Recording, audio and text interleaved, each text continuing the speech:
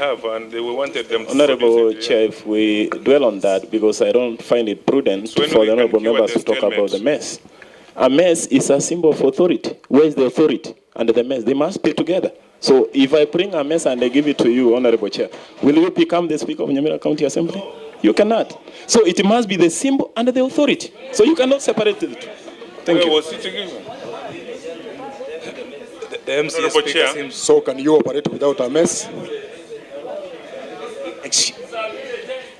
Through you, Chair. So can you operate without a mess? Could I just make my closing remarks? From the Sergeant terms, the Sergeant terms that the mess has always been with that camp. Yes. So the only time it left Nyamira is when it came here. Yes. You submit these things. We want you to tell us which is which. Which is the original one and you're saying the one is illegal. Which one the mess? Are they two?